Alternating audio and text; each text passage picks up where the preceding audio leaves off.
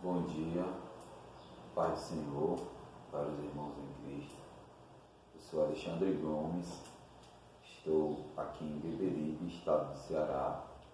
Eu sou membro da Igreja Evangélica Assembleia de Deus Tempo Central e estou aderindo à onda dos pregadores da quarentena, aproveitando este momento em que, por força desta pandemia que aflige toda a humanidade, cerca de 1 milhão de pessoas já foram infectadas, mais de 40 mil mortos em quase 200 países provocadas pelo coronavírus.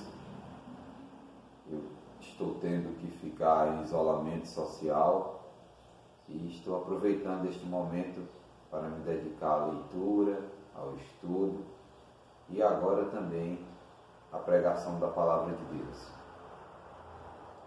É certo que nós vivemos uma crise talvez sem precedentes nesse século, uma crise que não atinge somente a saúde pública, mas também a economia, os meios de transportes, de forma que as pessoas, muitas estão impedidas de ir e vir, e tudo isso tem deixado muitas pessoas em situações bem difíceis, principalmente aquelas mais necessitadas. Pensando nisso, eu, enquanto membro de uma igreja e enquanto parte dela, fiquei me questionando como nós, enquanto igreja, podemos agir em meio a uma crise.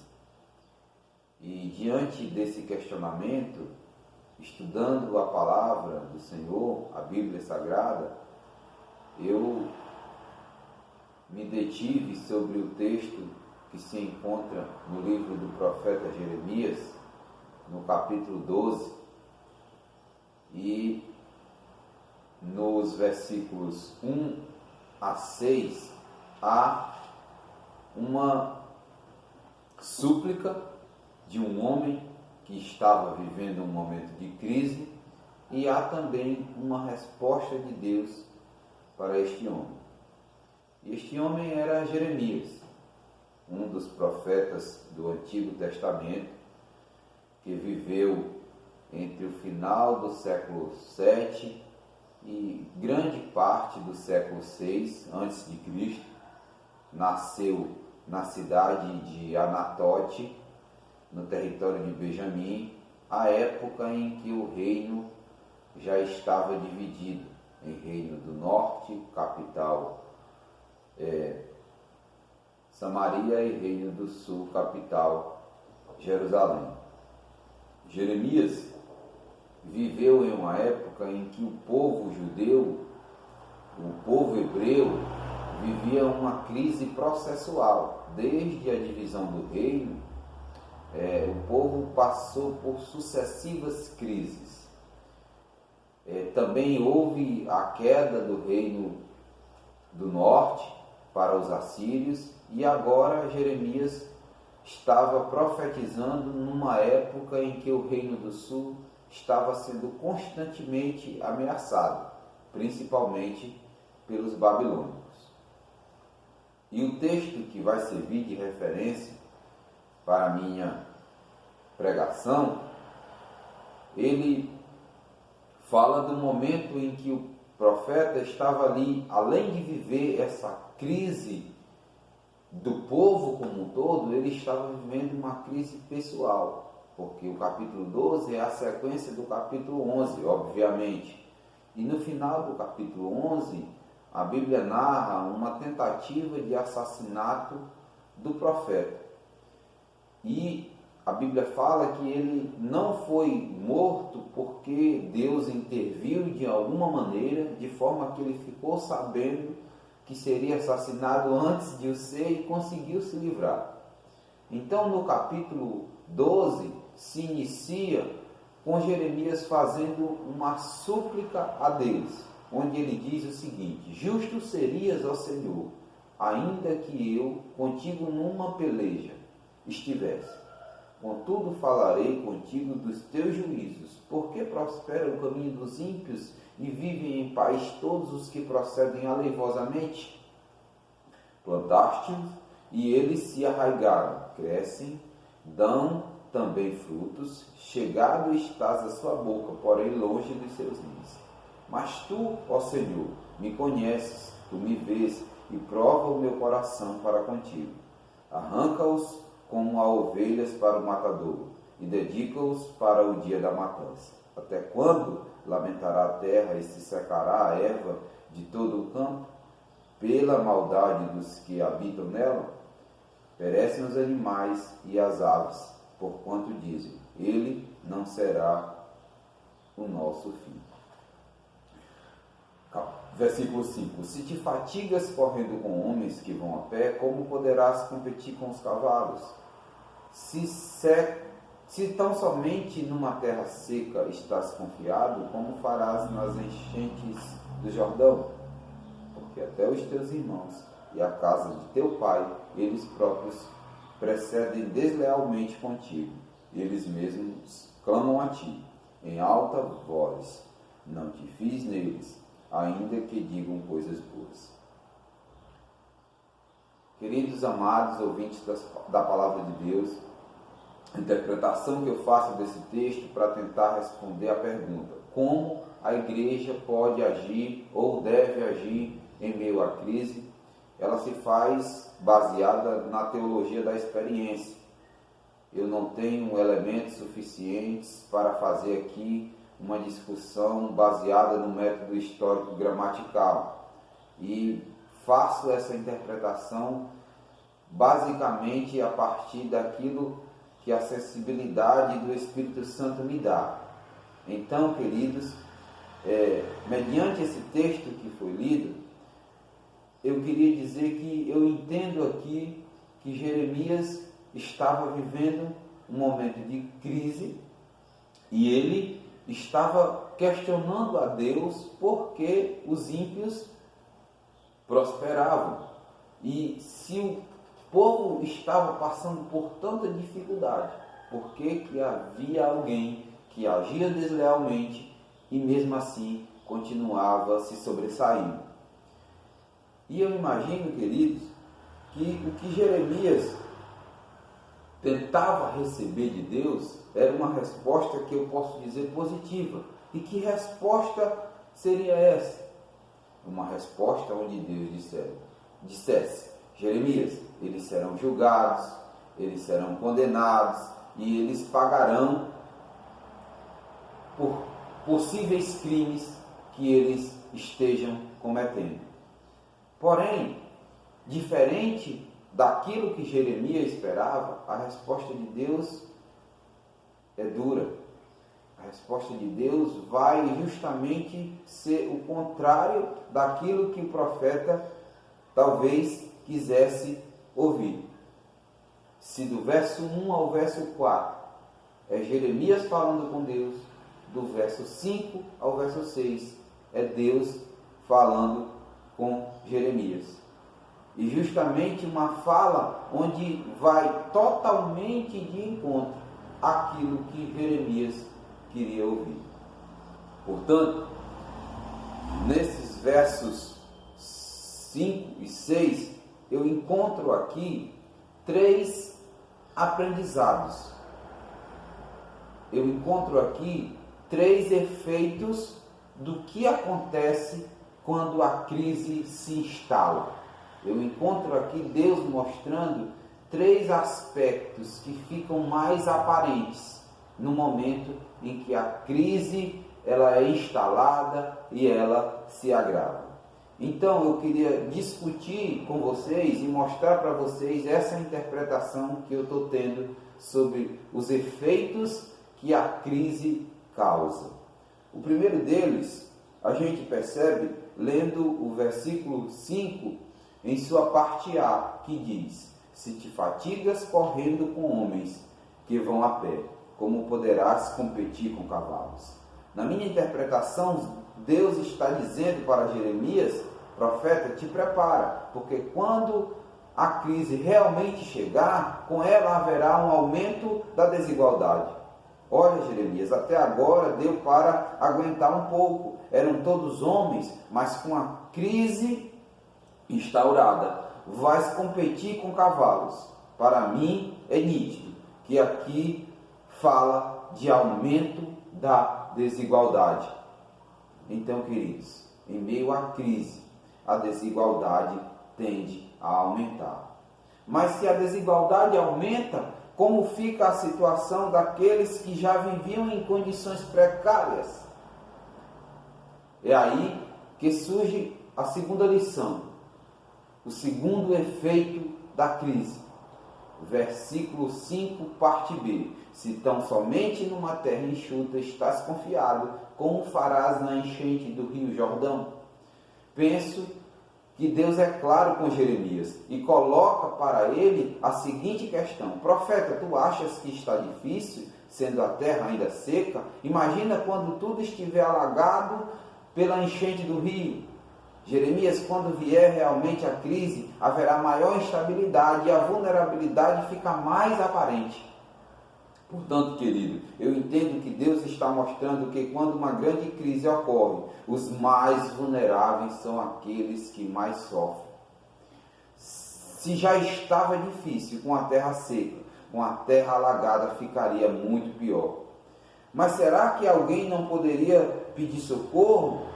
Recorrer a alguém no momento em que ficassem as coisas mais difíceis? É aí que eu aprendo a terceira lição do que ocorre em meio à crise. Versículo 6, parte A. Diz o seguinte: porque até os teus irmãos e a casa de teu pai, eles próprios procedem deslealmente contigo. Não confie neles. Amados, aqui eu percebo que Deus está dizendo para o profeta o seguinte: olha, Jeremias, até agora, quando as coisas se complicavam, tu tinhas a quem pedir socorro, mas haverá um momento que até a tua casa vai se virar contra ti. Haverá momentos que você não poderá confiar nem ao menos em teus irmãos. Então, queridos, para mim isso quer dizer que quando a crise chega, até os laços fraternos são quebrados. A confiança nos próprios irmãos vai por água abaixo. E a crise traz com ela a quebra da confiança e dos laços de fraternidade. Bem, estamos vivendo uma crise e acho que todos concordam. A palavra de Deus nos ensina que na crise, pelo menos 3 coisas podem acontecer: aumento da desigualdade, os mais vulneráveis são os mais atingidos e até os laços fraternos são quebrados. E agora, mediante tal contexto de crise instaurada, como a igreja deve agir? Aqui passo a mencionar as 3 lições que estão menos aparentes no texto, mas que ficam nas entrelinhas e que podem nos dar uma bússola do que devemos fazer enquanto igreja no momento de crise. Bem, então, na condição de igreja, nós devemos agir da seguinte forma: primeiro, combatendo as desigualdades. Provérbios 14:31 diz: o que oprime o pobre insulta aquele que o criou, mas o que se compadece do necessitado o honra. Amados, a Bíblia é clara: a opressão dos mais pobres é uma afronta ao Criador. Enquanto igreja, queremos e devemos lutar contra toda e qualquer forma de injustiça, principalmente contra um sistema que coloca de um lado poucos com muito e muito com poucos ou sem nada. Olha, irmãos, é uma situação muito difícil que muitas pessoas enfrentam.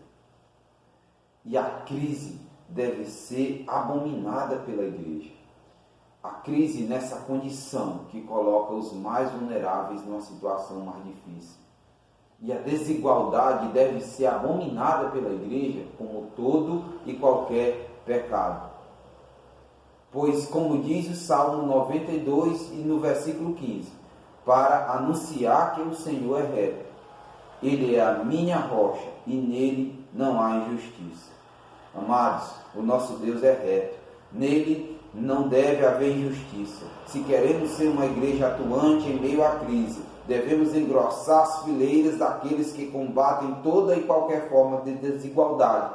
Mas lutar contra a desigualdade exige um projeto, exige uma trajetória que às vezes não é tão rápida, exige um planejamento.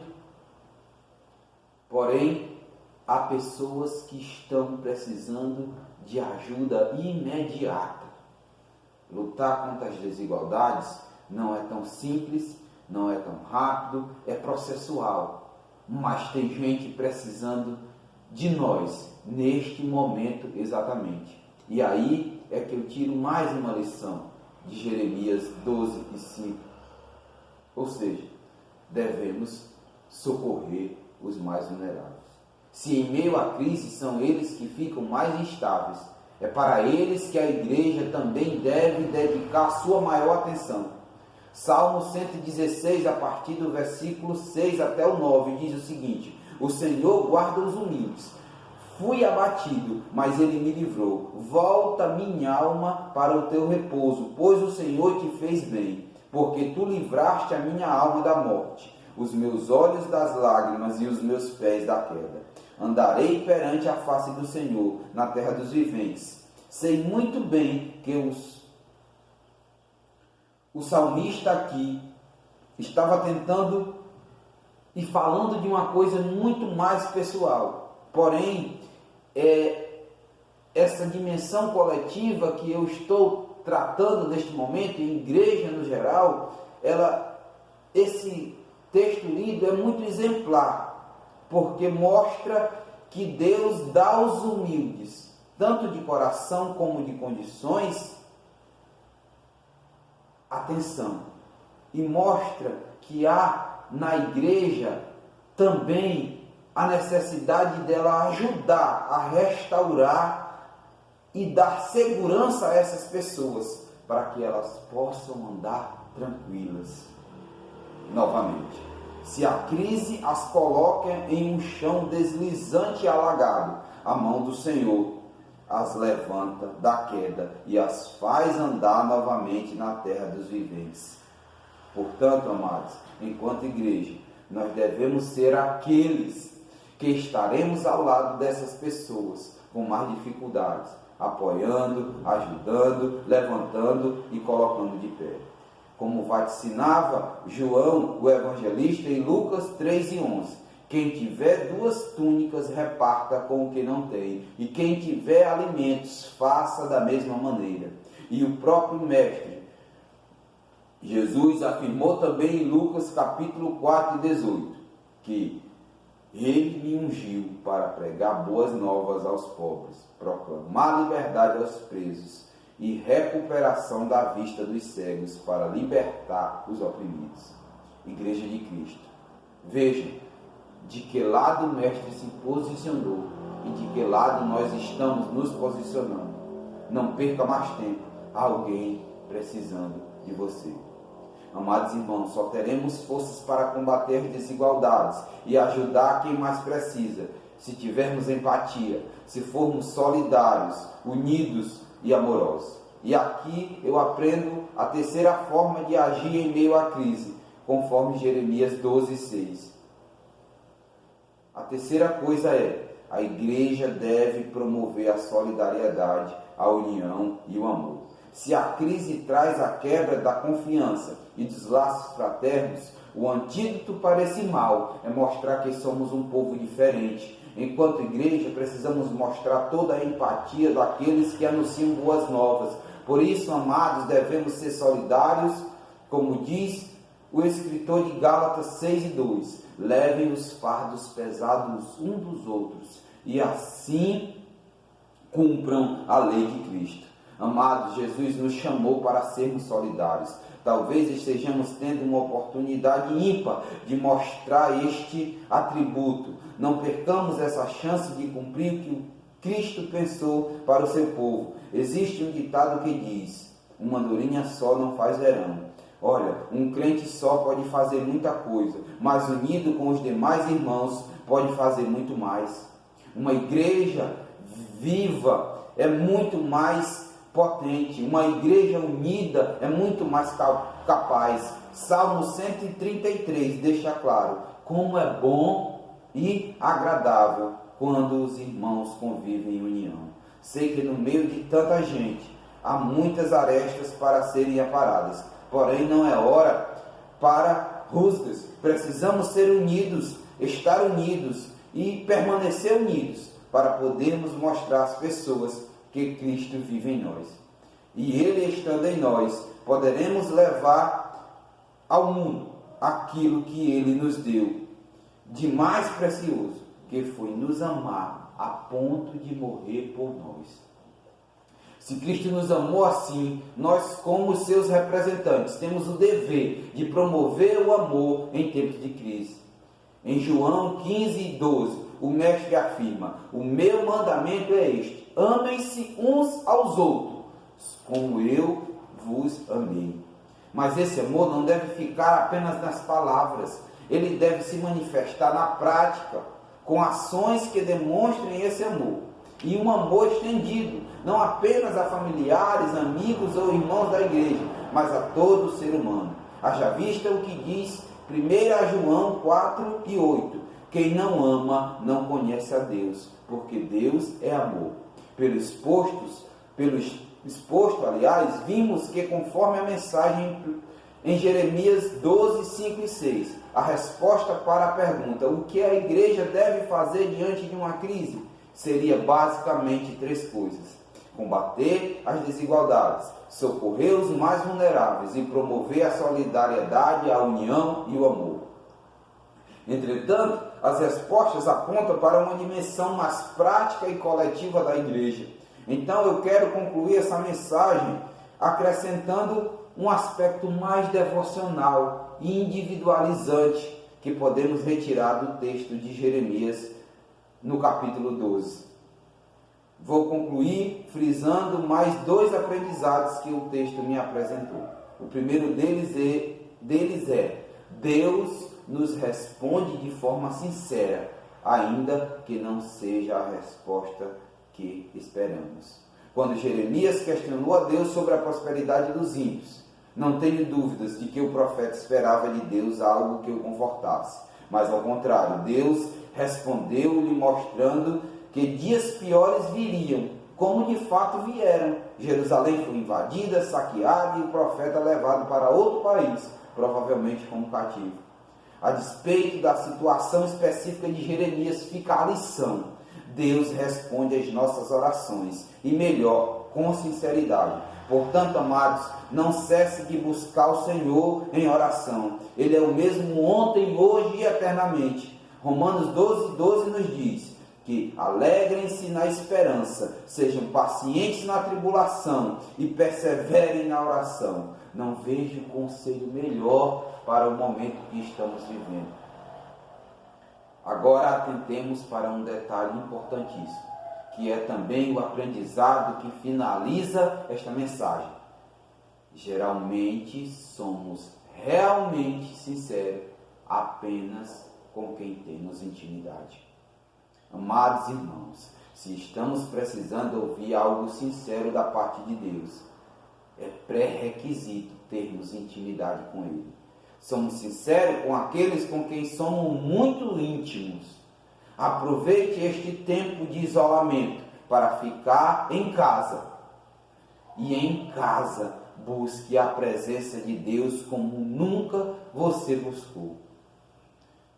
E sabe por que é importante? Porque quem busca intimidade recebe não apenas sinceridade, mas também recebe atenção, confiança, alegria e amor. Salmo 66, do 19 ao 20 diz: Deus me ouviu, deu atenção à oração que ele dirigiu. Louvado seja Deus, que não rejeitou a minha oração, nem afastou de mim o seu amor. Amado irmão ouvinte desta palavra, talvez seja justamente em meio à crise que você está tendo a maior oportunidade de ratificar a tua decisão de seguir ao Mestre. Ele está te esperando. Ele está te ouvindo. E Ele está te dizendo, assim como em outra ocasião usou o mesmo profeta Jeremias, no capítulo 29, verso 13. Buscar-me-eis e me achareis, quando me buscardes de todo o vosso coração. Amados, é hora de buscarmos a Deus como nunca buscamos antes.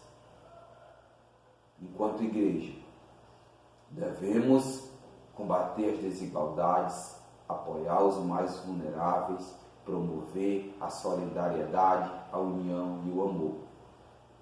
Enquanto servo, enquanto filho de Deus, devemos neste momento aproveitar para buscar mais intimidade com Ele e ficarmos mais firmes, porque os dias são maus, mas o nosso Deus é maravilhoso. Que Deus em Cristo vos abençoe. Amém.